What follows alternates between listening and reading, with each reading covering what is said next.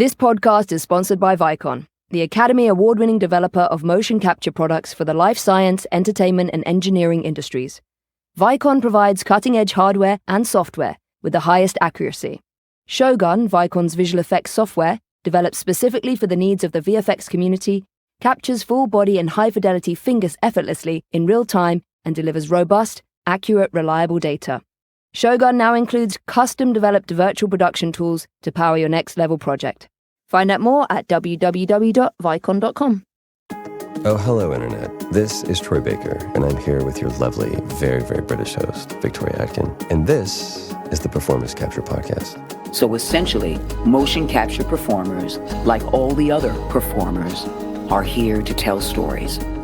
And then they're like, you mean there are actors in video games? I thought it was animation.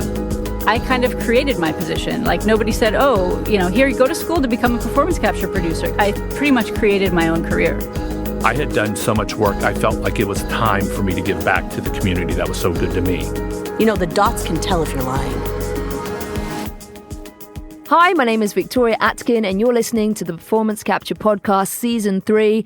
I'm extremely excited to interview this lady today. Not only is she a force in this industry physically, but she is also another working mom. So I'm excited to have that and to have some girl power on this cool podcast sponsored by Vicon. So without further ado, can you introduce us with your name and where you grew up? Hi, I am Maggie Macdonald, and I grew up in Boston for my younger years, and then we moved to Atlanta, Georgia when I was in middle school. So I sort of claim both.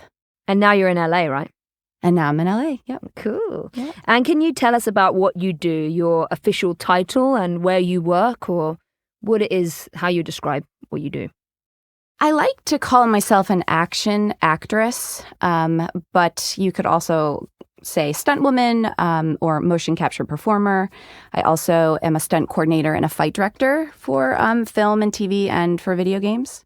And we always ask everybody that comes on this podcast how they would best describe what performance capture is. So if you have to go home for the holidays and you're explaining to a relative what you do for a living, how do you best describe performance capture? I like to say that it is a space or stage or a playground, really, where you can safely and truthfully record a head-to-toe performance in real time. And how did you first discover performance capture, and how did you get involved? What was your first project? I stumbled into it like many of us do. I was pursuing theater in New York City. That's how I started my career. And that transitioned to stunts, which is another story.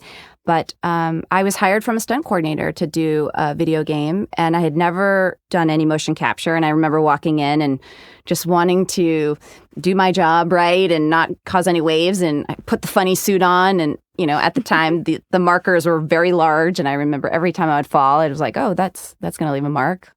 What was the project? Can you say what it was? I think the game was called Homefront, which was like an army game. Mm-hmm. And then a few years later, I had the opportunity to audition for the Saints Row games. And that's really when I started getting into the world more and got the bug, as they say. And just as we're talking about that, how would you describe, regular stunt work to stunt work in performance capture? Are there some huge differences, or do you just kind of do the same thing with a different suit on?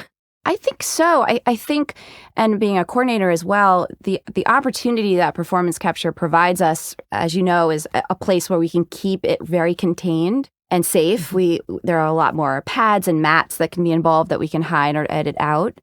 For a woman being a stunt woman, many times in film and TV, girls aren't wearing a lot of clothes, so we don't get to hide, all the pads and things. And so film and TV can be a little bit more dangerous, I think. That's also why we get paid a little bit more, and there's adjustments and things like that. Also, I find, there's pros and cons for both things. Sometimes in film and TV, we get a lot more rehearsal time, whereas in performance capture, it's a lot of creation on the day. It's funny because it's the opposite way round for me. I find we get no rehearsal these days with TV and film. Yeah. And then performance capture, we seem to be able to have a day of rehearsal before we do the performance capture shoot. Yes. To kind of get the scenes out. But that's interesting from the stunt and coordinating perspective. And then film, TV, you have to think about the set and a lot of like pyrotechnics and car chasing and all of those types of things, right? So the danger level is a little higher. But on the stage and motion capture, if we have to, like we were doing The Last of Us 2, car chases and things like that, it's a very basic frame of a car, if you can even call it No that. one's getting run over. Exactly. Right. So it makes for a much more pleasant day. Yeah, exactly. You don't have to worry for your life. Right. So what's your favorite thing about motion capture? When you get signed up to that type of project or when you are coordinating for that, what's your favorite thing about it? What gets you most excited? I think, and this may be cliche, but I feel like the individuals that are involved in the project are passionate about what they're doing. Mm-hmm. And there's just this spirit when you show up that everyone's excited to create something. Yeah. And I find a lot less ego. I just love, knowing that at the end of the day, we will have created something from nothing, Yeah. There is obviously prep and stuff, but something has come out of the day. And most of the times we're all very proud of what we've done. Yeah, it seems to be a theme that there's less ego and more excitement and beauty and togetherness. Yeah. Perhaps. That's really nice. Yeah.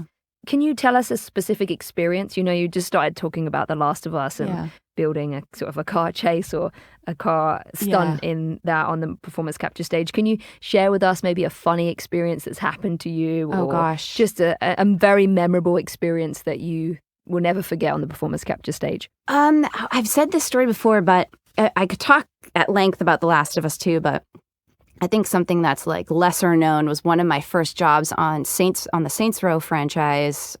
If people are familiar with that game, it's very funny and lots of action, but can be quite risque, at times. And I just remember showing up and sometimes what you're doing ahead of time and sometimes you find out on the day. And I showed up on this particular day and I was told, okay, you're going to be doing a lap dance. Whoa. And and it was kind of like, hi, nice to meet you. I'm going to be giving you a lap dance. I just remember thinking like, what is my life? Actually, we were talking to one of our other guests who's an intimacy coordinator. Yes. And she said that now you can actually say, even if you signed a contract, I don't feel comfortable with doing that kind of sex-esque. See, I don't know whether a lap dance right is in that field or whatever, but maybe. Yeah, I know. I don't know. I know. It's just, but luckily those people on that set are still some of my best friends, like to this day. And we always laugh about how ridiculous it was. Good. We just did not feel very sexy in our scuba suits. Yeah. And you also are intimacy coordinator as well, right? You do coordination. Yeah, I do. I started studying. I was very drawn to the position as it's being created because I think it's very necessary for everyone, girls and boys, and important to learn about, explicit biases and things like that. And as a stunt coordinator, our job is to keep everyone safe, cast and crew. So I really feel like that's a position that's important as well for safety, mental health for everybody. Well, like you said, I liked how you described the performance capture stage as being a safe place that people can create.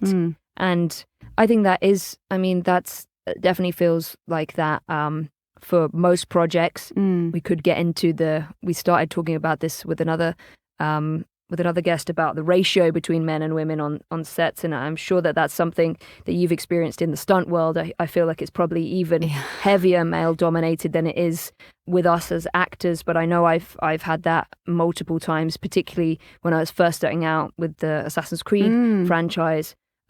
So yeah, do you want to, maybe you can talk about your experience in that? Has that shifted over the time? Yeah. And I pray that it continues to shift more. I think now it is. But definitely when I was starting out, it was a boys' club.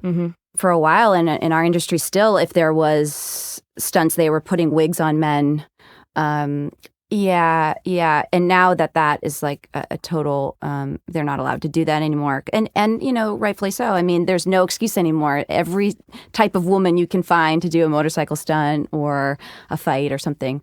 Let's segue into both of us are moms and we're working full time in this industry. I think maybe this is a good time to, I would like to hear from your point of view with with stunts, your advice to women that want to get into stunts, or even just as performance capture, or a very successful actress as well, what advice you would give, and I think we're both proving that it's unstoppable. Your gender is not something that you can, and also if you have children as well. I know something that I haven't ever shared on the podcast, but I remember when I had my son, I didn't work for the first few months, but then I was asked to do a performance capture day, a shooting, and I thought, no, I'm going to do this. And I was able to do breast pump at the, pump at the in the volume, in the changing rooms privately. They set up a space and facilitated that. And actually AJ Clearway, she's great. She was, made sure that could happen. So from my perspective, I think it's, it's available if you're willing and wanting to do that. It's open and welcoming to that. I don't know how you feel. Did you, when you were pregnant as well, were you still performing?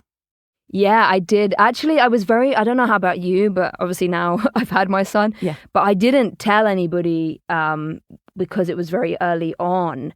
And I wasn't showing, because I was very nervous I didn't want to worry people. Right. So I don't know how you felt. And I also I did feel that if I'd announced this before I started working, it would have been prejudiced against me. I'm sure maybe I would hope that it wouldn't be, but I was very nervous. So I did work, but I was very cautious to tell people about it because I didn't want to feel prejudiced. How about you? Did you work? Yeah, I felt very strongly that I didn't see a lot of pregnant people around me in our environment, except for maybe the exception of my friend America Young, who you may know, she's in this world too.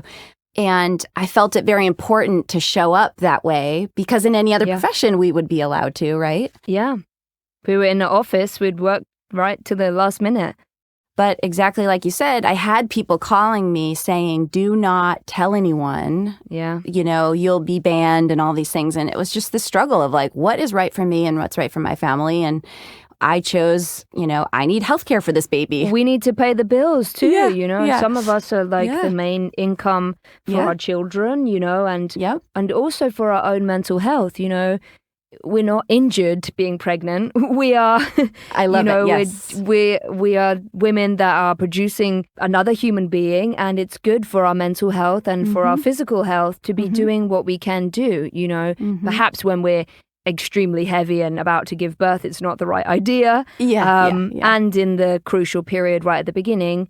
But, during it, we should be able to carry on doing what we can do for a living. And if we feel capable, then, it's that trust. But, I felt very similar to you that I was very kind of scared. I was scared to say I'm pregnant, in case. Even though, there are many other women on set. And as we said about AJ, she's a great producer that helps facilitate that and is all for that. There's many situations where it's not like that, and it is still a little bit of a boys' club, and it's, would they be understanding? There are many producers out there that are male producers that would be, but they're it's a risk that you take, and do you lose your work for it? I did find that once I committed to it, there were so many people that were way more supportive than I ever dreamed about. Yeah. And that was so encouraging to me. And I just kept thinking, this is really important for all of us to see that the show still goes on. And, we didn't hold up production. We were still able to give them exactly what they needed. We were there on time. We did our job. Exactly. And we weren't these hormonal pregnant women that are completely different on set. That's going to cause Right. I think this is such a good conversation. I'm so glad we're having this today. Anyway, I want to ask again, what do you think has most defined your journey to where you are now, not only as a woman but as an actor, and what comes next for you? What's next? You've done so many things with stunt coordinating and intimacy coordinating, being a mom, being an actress. Yeah. I think it's really important to me to not just stay within one title. I think when I was really early on my career, I really wanted to follow the rules. When I was younger, I was told as an actor, a stunt person, never say that you're also an actress. It was very like, you stay in your lane, right? Yeah. And then I found that with motion capture, you can really evolve of what you can bring to the project, Well, you kind of need to be Absolutely. a few of those things to be successful in this field. I think for me, if anything, I I really gravitate toward women characters that are fighting for something that's important to them, and especially if it's like a physical fight. I love telling that type of story. And I just hope that it can continue to evolve, whether that means directing the motion capture or the performer as well. But I can just see, I continue to just keep my options open and see how I can help the project. I've been sent a photo of you in your mocap suit pregnant, and I absolutely love it. We're going to have that all over the social media. I am a big fan of this. That's so It's possible, people. It's possible. I should have done one pumping. That's awesome. Maybe not. Maybe that's a bit too much. That's funny. What's next for you? Can you talk about any of your projects that are coming up, or is it all NDA? Well, I can say, because it's been announced, I recently had the opportunity to fight direct, or was the fight consultant for a Disney movie coming out next year called Raya and the Last Dragon. Oh, cool. Yeah, so we did a lot of motion capture. This was interesting to me. This was the first time we did all the motion capture of the fights. They'll use that as reference. So I've already seen some of the fights in the movie, and I'm just so thrilled. I always wanted to work with Disney, and it was... wow, that's a huge achievement. Yeah, it was really, that's good. Really a thrill. Yeah. That's really, really cool. I'm looking forward to watching that now. What advice would you give to other people listening that want to get into a similar field of performance capture, whether it's stunts or acting or intimacy coordinating, performance capture in general? What would you give advice? Performance capture, you need to know your body in and out, like the movement. And so however you can get to know how your body moves and be able to be directed from head to toe without taking offense. I think that's a big thing, whether that's you want to get into martial arts or sports. I like sword fighting, all that kind of stuff. But it's really important to be familiar with your instrument and your voice, obviously. So when you're getting directed on the stage, you can kind of flip that and understand what they need within your own body to make that happen. I think a lot of people that get into it might come from like a TV world and they act really small. Theater training is really great, clown training, that kind of stuff. So I would just say, get some training under your belt so you feel comfortable with your instrument. And as a stunt coordinator, I guess, I'm guessing, please correct me if I'm wrong, that you get to choose who you bring on. You almost get to cast your other stunt performers. What do you look for if there's a stunt person listening to this now and was like, I really want to work with Maggie? What do you look for? Do they have to have things on their resume, or do they have a demo reel, or what do you look for? Demo reel is always great. You want to see a person in action. Also, how you work. For me, it's always about etiquette on set. If they are good listeners, what they're bringing to the project, it's a collaborative environment. So, and if somebody has a different kind of background or training, that might be very impressive to me because they can bring some intel that I might not know. Definitely have a proper reel. And if that doesn't have any, it doesn't have to have, professional film on it. It can be just a good training montage to get an idea of how the person moves. But normally how I cast is definitely if they are talented. I just assume everyone across the board is talented if they're in the business, right? It's just, are we going to work well and communicate together? Well, etiquette on set is so important. We were talking to director Tom Keegan about this. It's night and day. It's who you choose. The person that's very polite on set, that's not going to make you look bad, because we're reporting to so many other people. It's not... You can't have an ego in this industry because you've got hundreds of other people that are working on this, animators, developers, the director in your case. You've got to, anybody that steps out of line that has this ego or is late or, holds up the production in any other way, that's I can't work with that person. I can't, that's going to look bad on you. So it's interesting that you say that, because Tom, again, echoed that it's maybe even more important than your talent. Yeah. Always be a problem solver and not a problem. Oh, that's good. Yeah, which I like. I like that. That's a great piece of advice. I like that. So I want to we talked about women in performance capture, and we talked about, you as a woman in the arena of stunt coordination, and how it is, still largely male dominated. What do you think are still the obstacles that women face in performance capture today? I think hopefully we're turning a corner where people want to see more female stories, right? So I think it also starts in the writer's room of incorporating more dynamic roles for us, firstly, and not just, having the one female heroine and then, all of her sidekicks be men, right? It can be very diverse, and hopefully we're seeing that people are buying those stories and interested in them. Yeah, I'm definitely seeing the scripts are changing. Definitely. Good. There's a lot more female side characters. And, lead protagonists, Horizon Zero Dawn is a great example of that. I love that project. And I'm seeing new IPs and new things popping up with female leads, and also diversifying, leads of color and leads of different genders and backgrounds and sexualities. It's really useful and helpful that we have this being shown in the world of video games as well as everywhere else in the world now. And I think the more that we can get, it's the same thing, exactly what you just said. It starts from the higher ups. Like if we can get a more colorful, heads of studios, then they're going to start hiring people of color and more women in those roles. And then you'll see more women. We should all be taking a look around in our rooms that we're working in and saying, like, this is not diverse enough, or there's not enough women here. What is the deal? And again, I like you asked earlier, as a stunt woman, stunt coordinator, a lot of times we'll get a breakdown and it will say, we need, let's say, 6 ND nondescript stunt players that day. Well, it used to be that you'd see 6 men, but it's really important to put women. There should be half there. There should be 3 men, 3 women, or all women, whatever, but I think we need to start giving other people opportunities to do things when they're reading for the cast breakdown, that women can be in those nondescript roles. They don't automatically have to go to the men. And again, it's also where it goes with the animation. If it's nondescript in the casting, what are they going to animate? And perhaps if we are able to, show them something else on the stage, then the animation will be altered too. This has been so fun. I'm just thrilled to have had this opportunity to talk to you, because it's great, and I'm so inspired by your photo pregnant doing your stunt in your mocap suit. Everyone, we're blasting this around the community with the hashtag.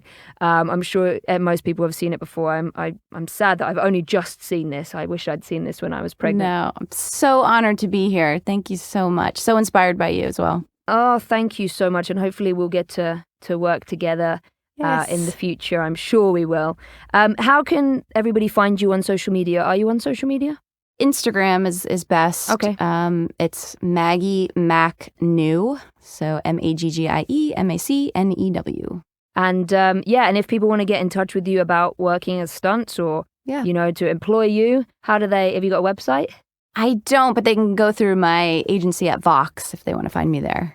Okay, great. Well, thank you so much for coming on, Maggie. Have a lovely time. What is your son's name?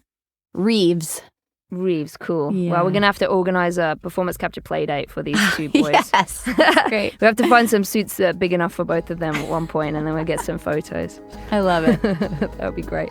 Okay, well, thanks for coming on. Thanks. Bye. Bye. Season 3 of the Performance Capture podcast was recorded and edited at Soundbox Studios in Los Angeles. Soundbox LA is the founding studio in the Soundbox Studio Group, a collective of talent-owned and operated boutique voiceover studios with multiple locations in the Los Angeles area and southern Colorado. You can find out more at soundbox.la. We'd like to send out a huge thanks to Soundbox Studio City's very own Ryan Riveros for editing the episodes of Season 2 and now Season 3. The multi-talented Ryan is also the composer of our theme music.